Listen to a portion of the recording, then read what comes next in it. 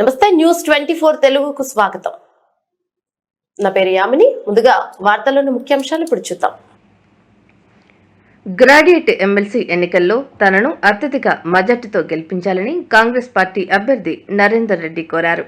ఆదివారం నిర్మల్ జిల్లా ముదూర్ నియోజకవర్గం బైన్సా పట్టణ కేంద్రంలో హరియాలి కన్వెన్షన్ హాల్లో నిర్వహించిన పట్టుభద్రుల ఎమ్మెల్సీ సమ్మేళనంలో జిల్లా ఇన్ఛార్జ్ మంత్రి సీతక్క, ముదూర్ నియోజకవర్గ ఇన్ఛార్జ్ మాజీ శాసనసభ్యులు జి విఠల్ రెడ్డి, బోస్లే నారాయణరావు పటేల్, మాజీ కేంద్ర మంత్రి ఎస్ వేణుగోపాల్చారితో కలిసి పాల్గొన్నారు. ఈ సందర్భంగా ఆయన మాట్లాడుతూ ఈ నెల 27న జరిగే ఎమ్మెల్సీ ఎన్నికల్లో మొదటి ప్రాధాన్యత ఓటు వేసి ఆశీర్వదించాలని కోరారు. గెలిచిన తర్వాత నా సొంత ఖర్చులతో పట్టుభద్రులైన ప్రైవేట్ టీచర్లకు 3 లక్షల ఉచిత జీవిత బీమా చేయిస్తానని తెలియజేశారు. మరి పనిచేయాల్సిందిగా కోరుకుంటూ మాకు భాషల్లో కూడా సేవల జయంతి ఉంది కాబట్టి అక్కడ కూడా ప్రోగ్రాం చూసుకొని మరి ముఖ్య నాయకులు నిర్మల్ రావాల్సిందిగా కోరుతా ఉన్నాను. ఇక్కడికి వచ్చిన మా పత్రికా మీడియా సోదరులు అయినట్టు పెట్టారు. నేను మొన్న మేడారం జాతరలో ఉన్నాను. ఎట్లా ఉంటాయంటే అక్కడ మినీ జాతర, అసలు అలా జనాలు తక్కువ ఉంటారు. జస్ట్ సమ్మక్క సాగమ్మ గద్దెలకు తల్లులకు చీరలు కట్టడం కోసం 10 నిమిషాలు ఆ గద్దెల మీద అంటే చుట్టూ ఇట్లా దర్శనం చేసుకొని పోవచ్చు.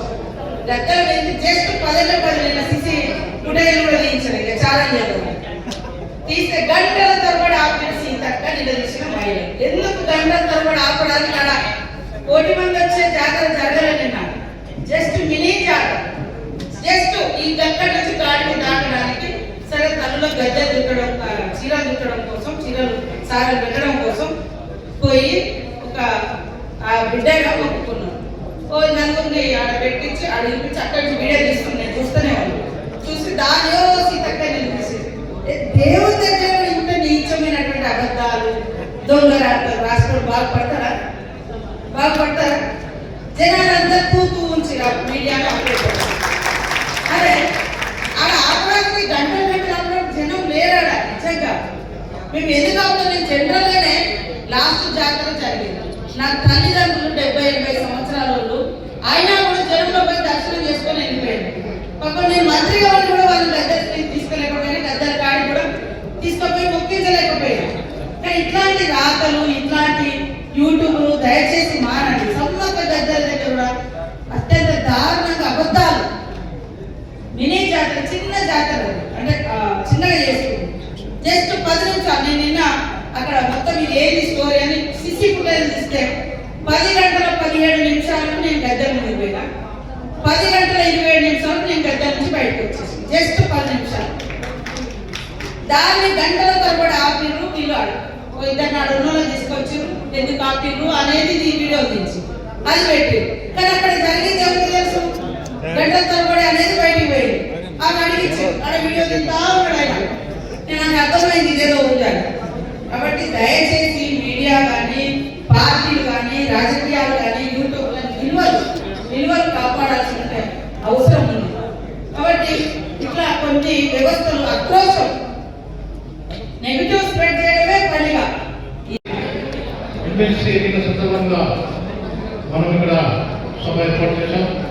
మరి కార్యక్రమానికి ముఖ్య అతిథిగా చేసిన గౌరవనీయులు మంత్రివర్యులు సీతక్క గారికి పంచాయతీరాజ్ మరియు హ్యూమన్ వెల్ఫేర్ శాఖ మంత్రులు, అదేవిధంగా మాజీ ఎమ్మెల్యే నారాయణరావు గారు, ఇక్కడ ఏదైతే ఈ నెల 27 రోజున ఎన్నిక జరగడంతో ఆ ఎన్నికల్లో కాంగ్రెస్ పార్టీ తరఫున కాంగ్రెస్ పార్టీ హైకమాండ్ మన గౌరవ ముఖ్యమంత్రి రేవంత్ రెడ్డి గారు, పిసిసి ప్రెసిడెంట్ మహేష్ కుమార్ గారు, వారు గౌరవనీయులు పెద్దలు, ఆల్ఫోర్డ్స్ స్కూల్స్ అండ్ కాలేజెస్ సంస్థ అధినేత వీరిని పార్టీ తరఫున సెలెక్ట్ అవ్వడం జరిగింది. గౌరవనీయులు నరేంద్ర రెడ్డి గారు ఇప్పుడు మీకు పరిచయం చేస్తూ నా కూడా మాట్లాడతారు, సభ గురించి మాట్లాడతారు. అదేవిధంగా ఈ కార్యక్రమంలో పాల్గొన్న కాంగ్రెస్ పార్టీ జనరల్ సెక్రటరీ మరియు కరీంనగర్ జిల్లా లైబ్రరీ చైర్మన్ కొత్త మల్లేశ్వర గారు, అదేవిధంగా ఈ కార్యక్రమంలో పాల్గొన్న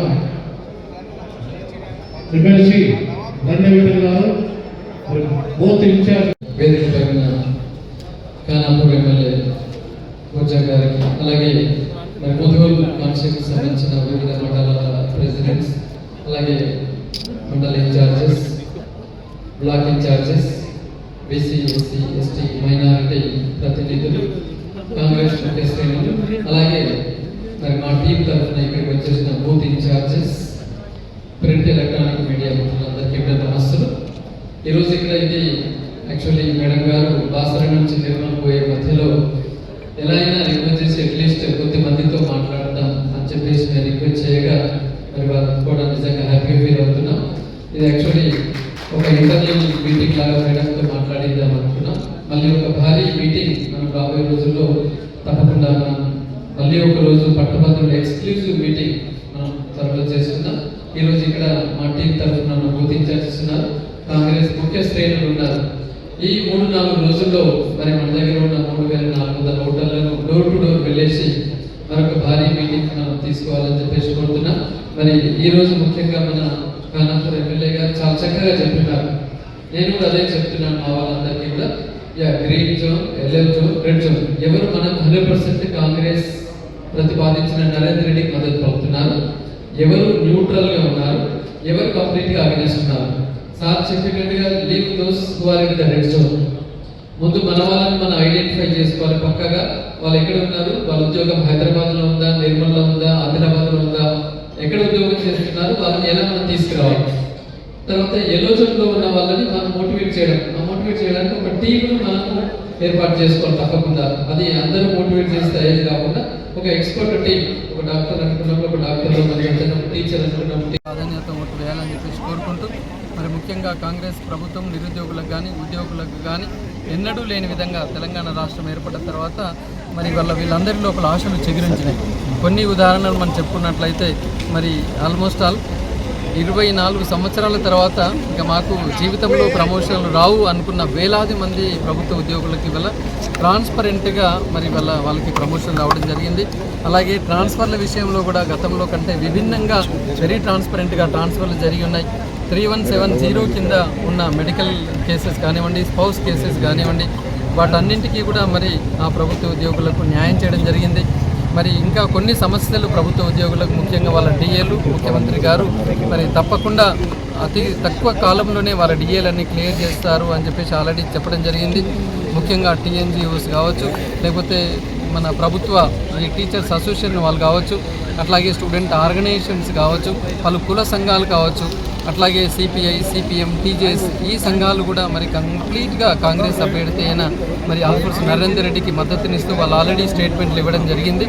కాబట్టి మరి అందరి చూపు కాంగ్రెస్ వైపే ఉన్న మరి వాళ్ళ ఎవరైతే ఇంకా మిగతా కాంటెస్ట్ ఉన్నారో వారి ఆశలు వదులుకొని ఎలాగూ ఓడిపోతున్నామని చెప్పేసి భయంతో రకరకాల విష ప్రచారాలు సోషల్ మీడియా ద్వారా చేస్తున్నారు. మరి దాన్ని ఎవరు కూడా నమ్మే పరిస్థితులు లేదు అని చెప్పేసి కోరుకుంటూ, మరి ఈ ప్రాంతంలో ఎక్కువగా నాతో సత్సంబంధాలు ఉన్న వాళ్ళు ఇక్కడ ఎక్కువగా ఉన్నారు. మీలో మమేకమై గత 5-6 సంవత్సరాల నుంచి నేను ఇక్కడ విద్యాసంస్థలు నడుపుతున్నాను. కాబట్టి ఆ ప్రేమతో, ఆప్యాయతో మరి ఎక్కడో ఉన్న క్యాండిడేట్ని గెలిపించుకోవడం కంటే మీ ముందు మరి ఎప్పటికీ దర్శనమిచ్చే ఈ నరేందర్ రెడ్డికి మొదటి ప్రాధాన్యత ఒకటి వేయాలని చెప్పేసి, ముఖ్యంగా ఈ ప్రాంతంలో మరి ఎమ్మెల్యే మనకు కాంగ్రెసేతర అభ్యర్థి ఉన్నాడు, ఎంపీ కూడా కాంగ్రెసేతర అభ్యర్థి ఉన్నాడు. మరి ఎమ్మెల్సీ మరి ఇక్కడ రాష్ట్ర ప్రభుత్వం కాంగ్రెస్ ఆధ్వర్యంలో ఉంది కాబట్టి ఎమ్మెల్సీ కాంగ్రెస్ ఉన్నప్పుడు తప్పకుండా మన ప్రాంతాలను అభివృద్ధి చేసుకోవడానికి, నిధులు తీసుకురావడానికి కూడా ఒక చక్కటి అవకాశం ఉంటుంది. కాబట్టి మరి ఈ ప్రాంత వాసులు ఈ అవకాశాన్ని మరి